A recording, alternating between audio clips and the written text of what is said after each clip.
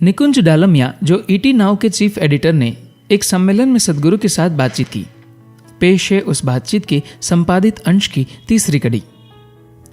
निकुंज डालमिया, ऐसी कौन सी 3 चीजें हैं जिनको अगर हम करें तो कल सुबह हमारे आसपास और हमारे भीतर की चीजें बदल जाएंगी?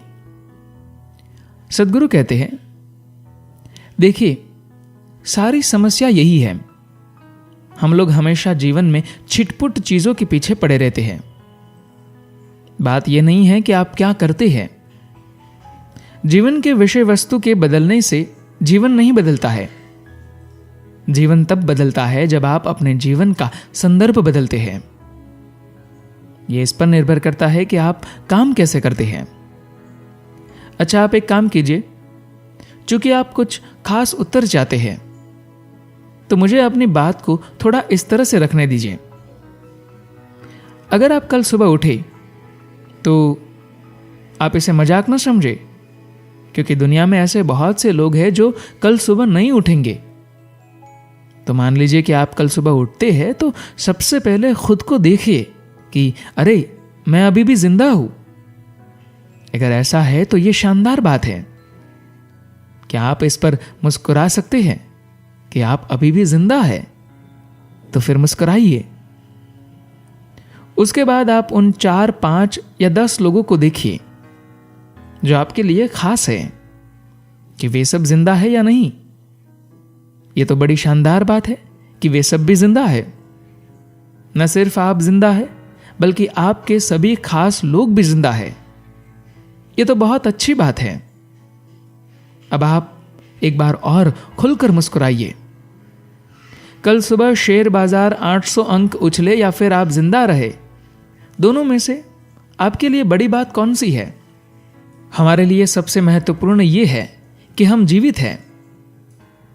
तो आपको यह जरूर देखना चाहिए कि आप जिंदा है या नहीं। जिंदा होने का मतलब सिर्फ इतना नहीं है कि आप इधर उधर घूम रहे हैं या मशीनी तरीके से काम कर रहे हैं। आप सच्चे अर्थों में जीवित बनिए।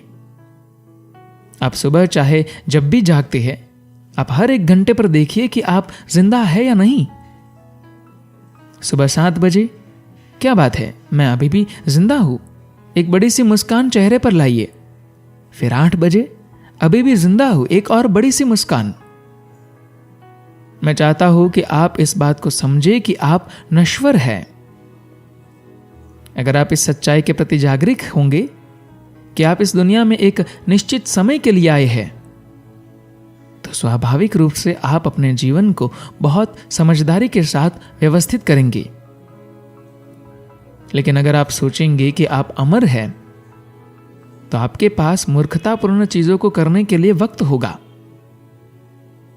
अपने जीवन में आपको सिर्फ वही चीजें करनी चाहिए जो वास्तव में आपके लिए महत्वपूर्ण है।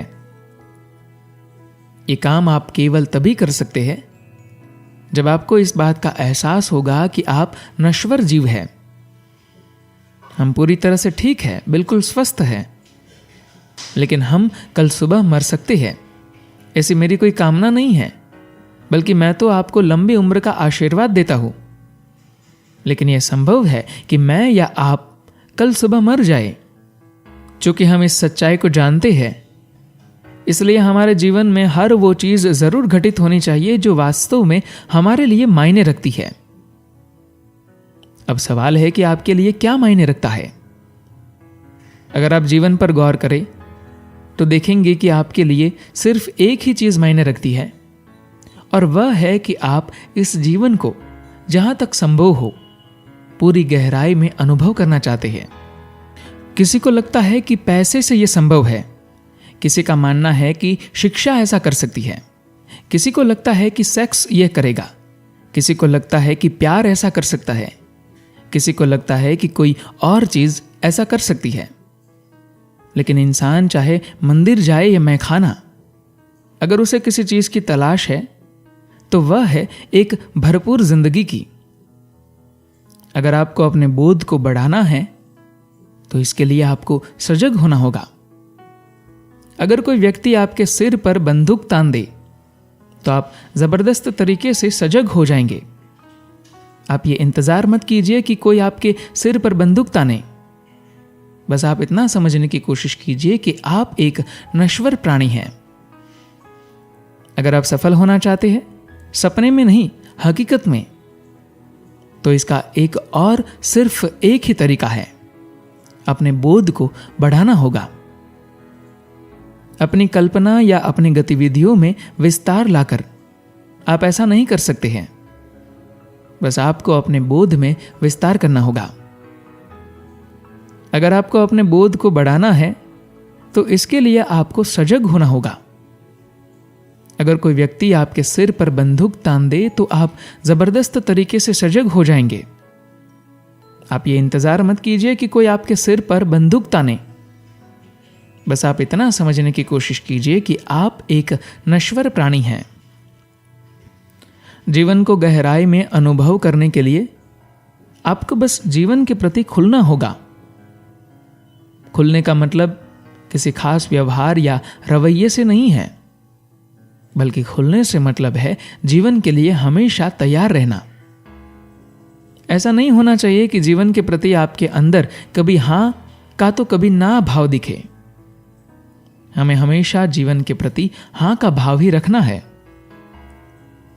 अगर हमारे भीतर हां का भाव है तो जीवन अपने आप घटित होगा।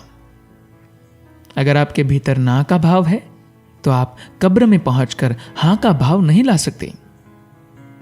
यही समय है कि आप जीवन के लिए पूरी तरह तैयार रहे और पूरी तरह से जीवन जिए। इसलिए आप हर घंटे खुद को याद दिलाते रहे। अगर आप अभी भी जिंदा है तो बहुत बढ़िया बात है। अब अपने चेहरे पर एक बड़ी सी मुस्कान लाइए। धन्यवाद।